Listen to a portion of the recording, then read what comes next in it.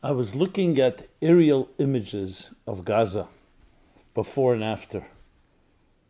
The sheer destruction,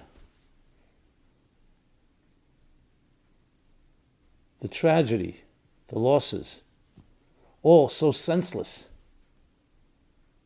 Such a waste, not to mention the shattered lives. And you think to yourself, what's the root of it all? Why? Who needed this? And it made me aware of the tremendous, potent power of hatred. It all began with hatred.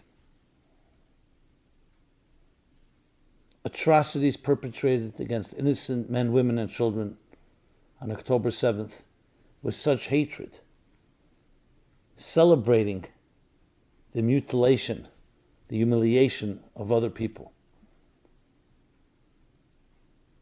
And you suddenly see before your very eyes how destructive, how utterly destructive hatred is when it takes over and consumes a person or a group of people. It can do the worst possible things, worse than any fire, worse than any weapon. Hatred. And of course, this teaches us how to avoid hatred, but also, and above all, how to embrace love. So please join me in this relevant discussion about how hatred consumes and destroys. Sometimes it's critical to go into the heart of darkness, into the abyss, to see how bad things are, in order to learn how to counter those destructive forces.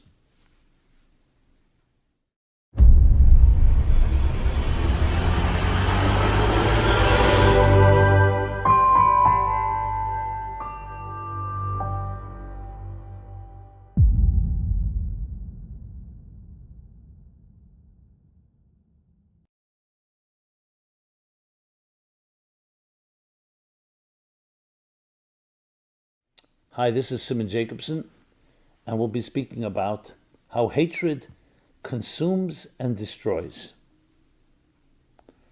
This program is dedicated by Zenaida Nagit in memory of Gerardo Valerio Nagit.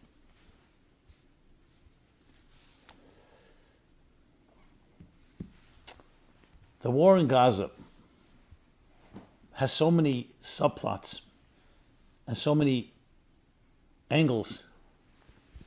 Not to sound cerebral or academic about tragedy, but there's so many lessons we can learn from it. I was watching aerial images taken of Gaza, what it looked like before October 7th and what it looks like today. Tremendous amount of destruction. Now you may think I'm going here to accuse Israel. No, the exact opposite. When you see this amount of destruction, you wonder, what's the rationale? It's so senseless, such a waste. Yes, 2 million people living there.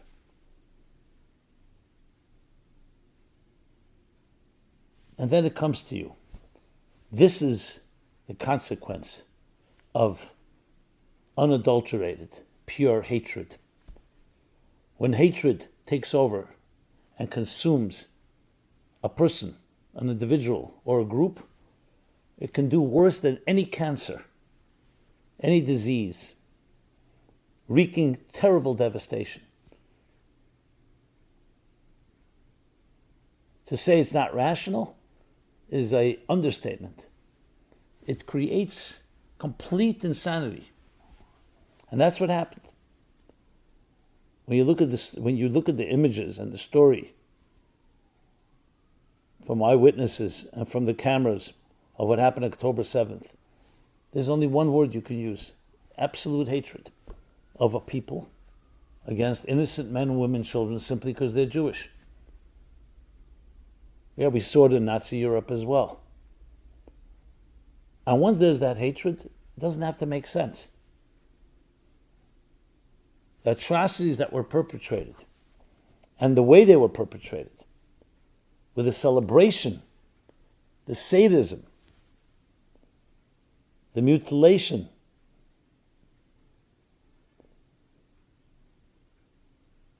all points to a tremendous hatred in someone's soul against human beings, innocent human beings. There's no justification for that. You can have grievances, you can have many complaints, but that hatred is the key. And that in turn, to the extent that you're ready to allow your own people in the Gaza Strip to be so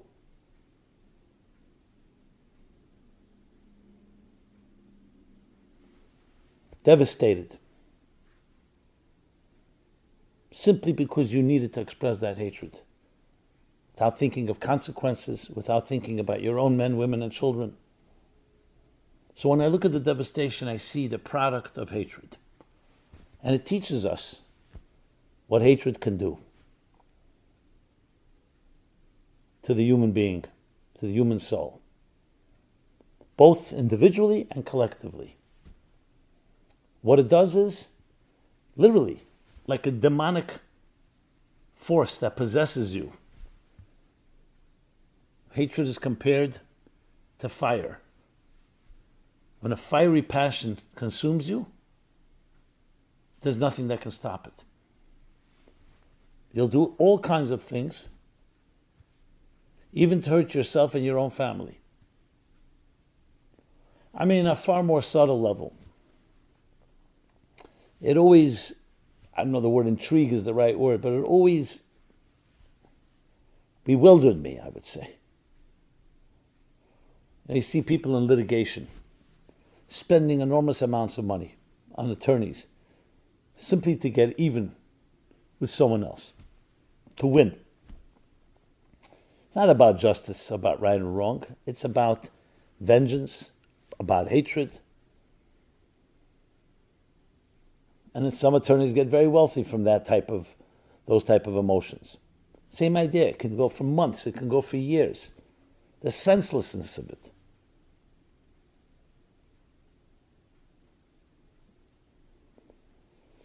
And that is without necessarily shedding actual blood. But when you see what we're seeing now, then it really takes it to a completely different level. So this is a study of the human condition, of looking into the heart of darkness, into the abyss of what happens when a person gets consumed with hate. When they're born with it, and it's cultivated and nurtured, that there's a people or an individual that you should hate. What it ends up doing most of all is not just destroying others, destroying yourself, destroying your soul. Now, by contrast, what is the diametric opposite of hate is love.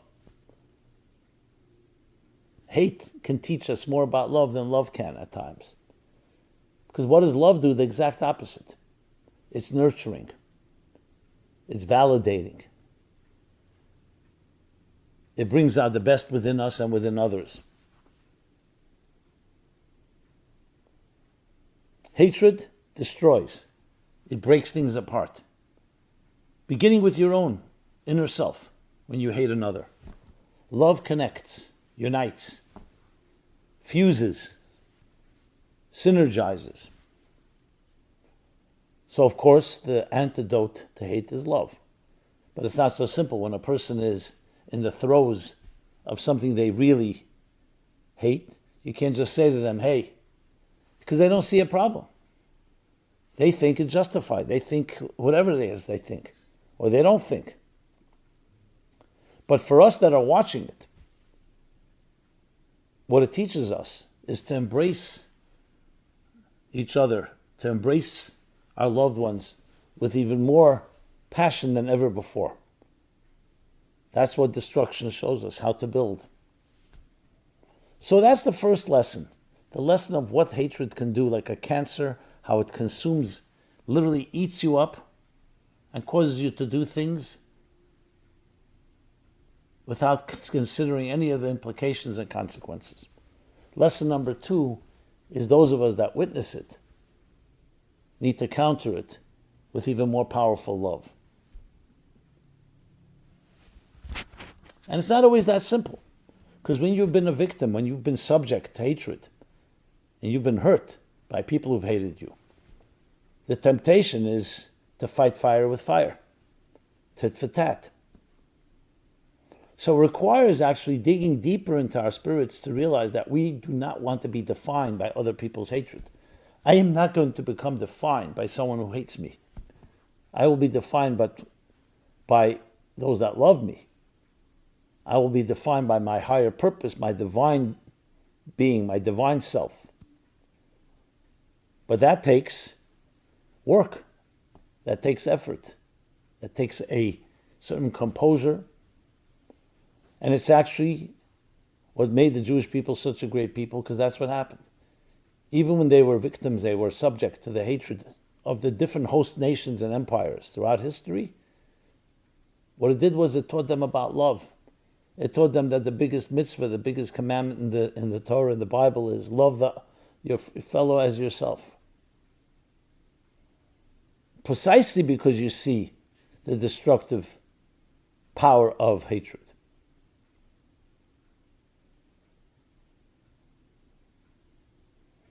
Now, for those of us that have never experienced such type of demonic hate, it's very hard for us to imagine. It's almost unbelievable, actually, which is only a testimony to the goodness in someone's heart. It's hard for you to imagine someone else doing something that you yourself could never bring yourself to do.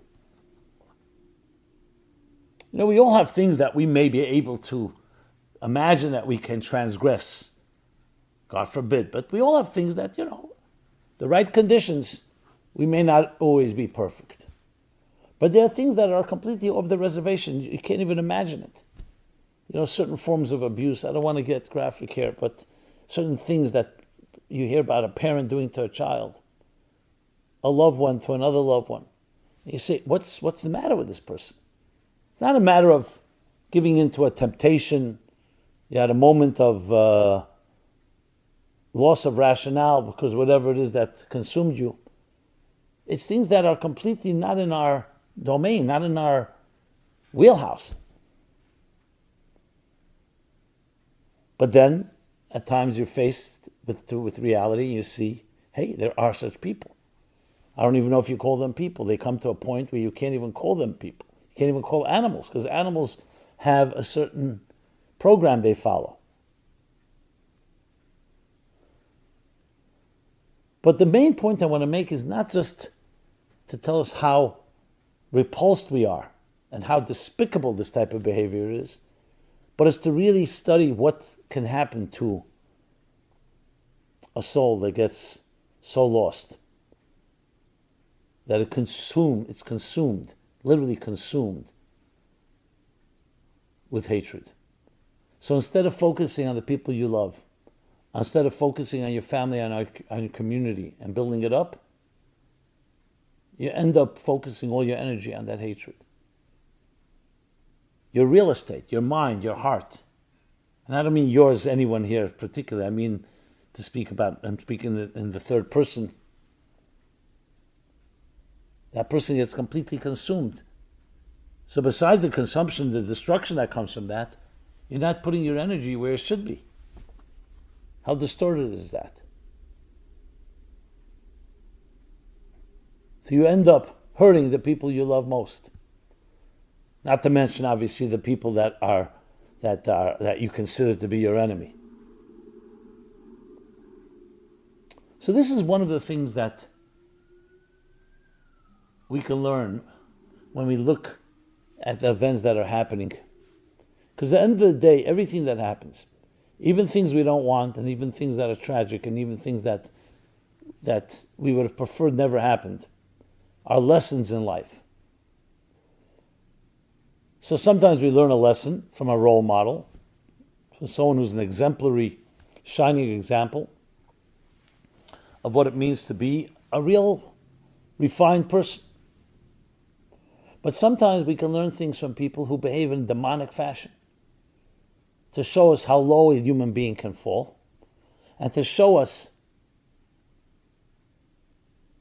the destructive elements of this cancer called hatred or other such vices.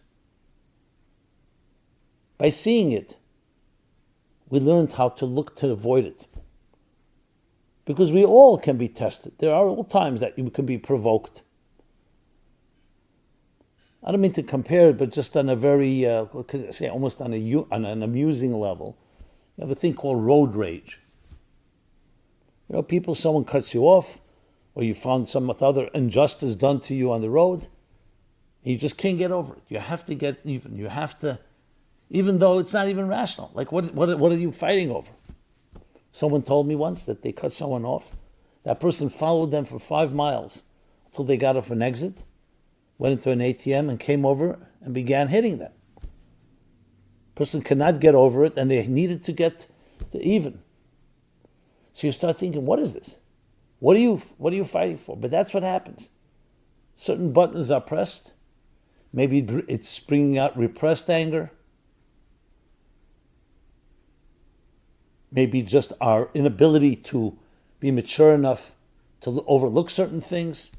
I mean, there are many ways to look at it. A lot of talk has been talked about the shame of the Muslim world. That shame is the worst possible thing in that part of the world. And the shame that was experienced, the collective shame of the fall of the Ottoman Empire, and the feelings of being treated like a third world country, that has affected both collectively and individually. I haven't done enough research to say that that is the root of much of this behavior. But it's possible that it's part of it. But even that has to be channeled properly.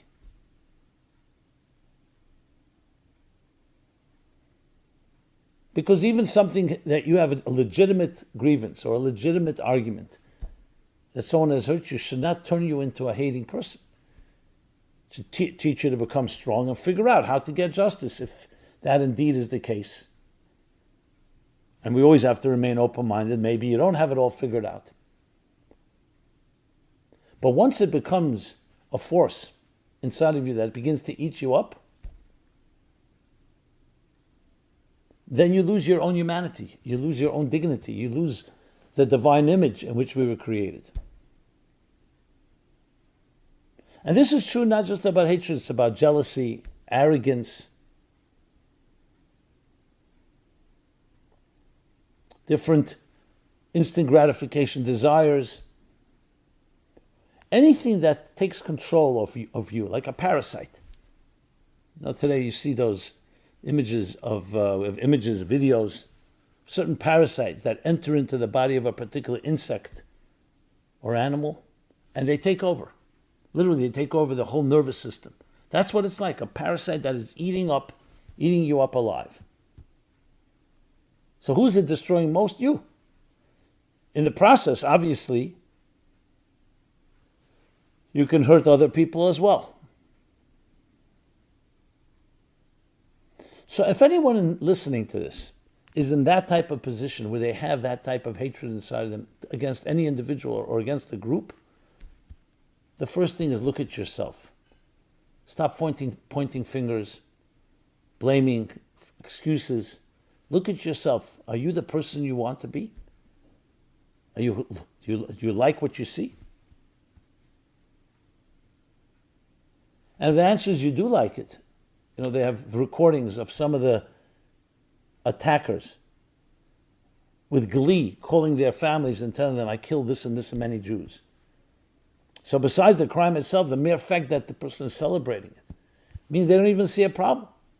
They actually think that they did a great deed, great act of, a divine act of martyrdom. That's how bad it can get.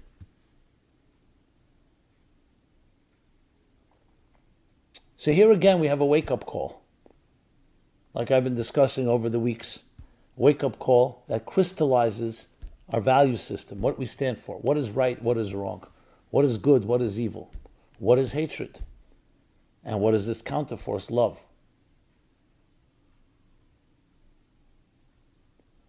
You see the images streaming out from the IDF, from the Israeli military, the way they sing together, the way they dance together, the way they send greetings to their families for Shabbat, for the holidays. A certain camaraderie. And you contrast that. Some have pointed out how different demonstrations, the pro-Israel, the pro-Jewish demonstrations versus the anti. You see there's a different climate. One may be in pain, but you see a unity, you see a love. And the other is about hatred. You could see it on the faces. You could see it on the anger. Now those that justify it or try to defend it say, yeah, when you've been so oppressed, that's what happens to you. Again, blaming others for your hatred, blaming others for your grievances. So we have before us a tremendous opportunity, both on a microcosm and macrocosm level, to look at ourselves, to look at the better angels within ourselves, but also the possible demons that sometimes consume us. And when we work on ourselves in our own personal way, it has an effect. Today we know in modern physics, every little thing in one place has an effect in another location. The butterfly effect. So there is something we all can do. When you repair even a subtle form of dislike or hatred to another, you're in some way correcting something that affects the vibes, affects the environment, affects the very energy of this world.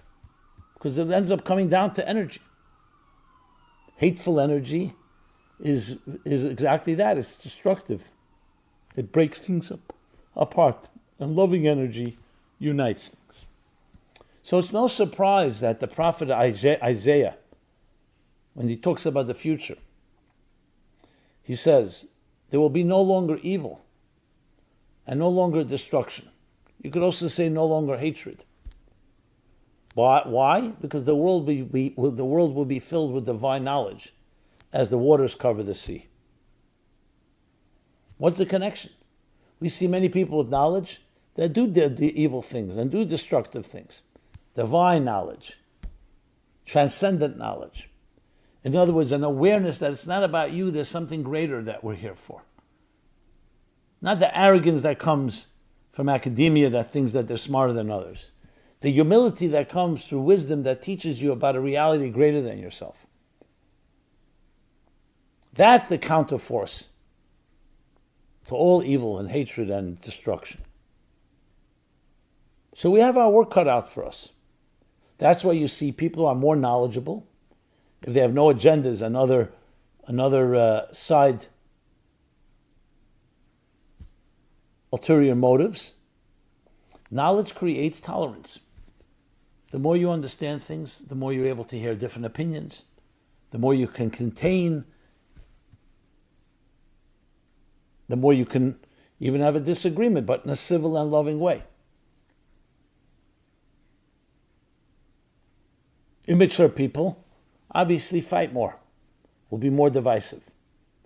So we're asked to rise and to embrace divine knowledge, understanding your purpose, understanding the purpose of other people in this world, that we're all created by a higher force, by the Creator, and we all are equal in those eyes, and we all have a role, an indispensable role to play.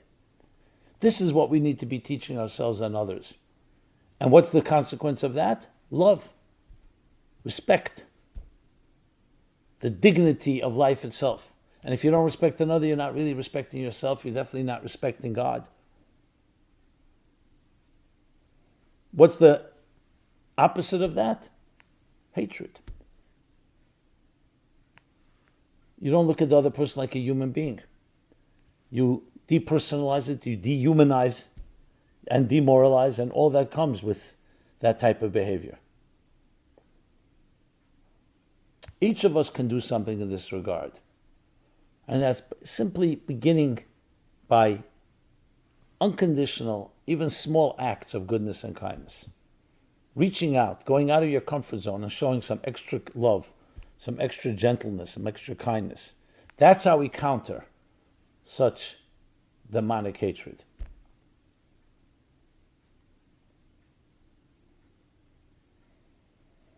So though no one likes devastation or destruction, but when you see it, you realize how powerful hatred is, how much damage it can create. Had Israel not reacted and responded the way they did, some will say, oh, you know what, they would have left Gaza alone, they're innocent civilians. No. They would never have exposed the cancer. There's a cancer here. And now you have to eradicate it. There's an easy solution. If they indeed have regrets or feel that they want to protect their own families, that is Hamas and their supporters, surrender. That's what you do. That's what Germany did at the end of World War II. That's what the Japanese did. You surrender. But that's not happening because the hatred is still there. So the cause is justified in the distorted minds.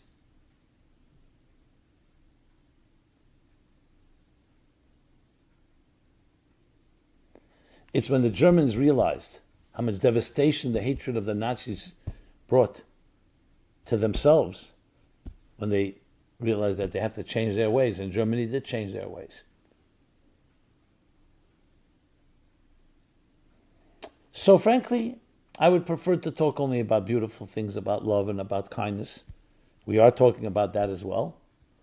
But I could not ignore, because I was looking at the images and I saw, wow, this is what happens.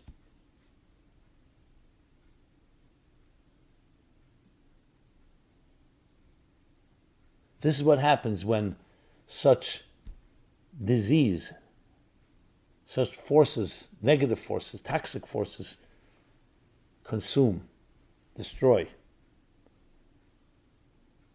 And by seeing it, it clarifies and says, this is what we need to do to counter it. And it's not a small matter.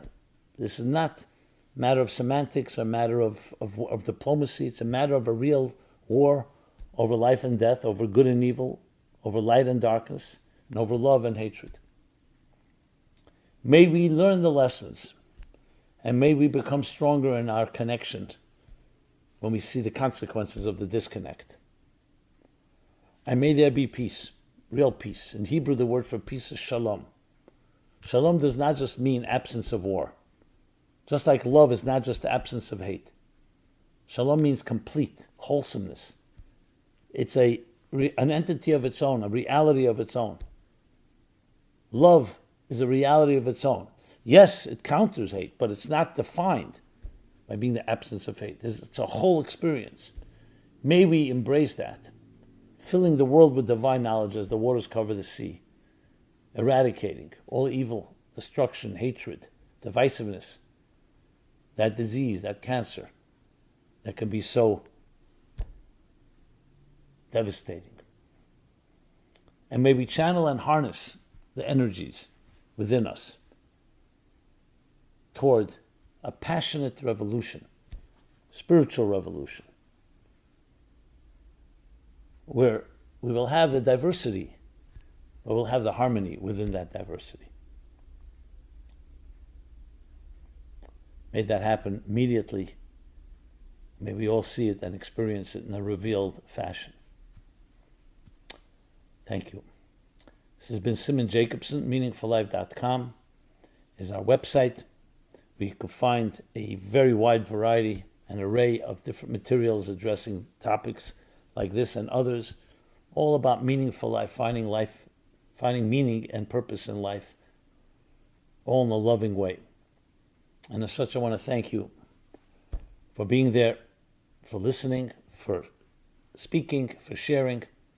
And please keep it up. Please share your thoughts, your comments, your feedback. Please share this with others. And please subscribe to our growing YouTube channel as well as our other offerings on meaningfullife.com. Be blessed. This program is brought to you by the Meaningful Life Center. Please help us continue our programs. Make even a small contribution at meaningfullife.com/donate.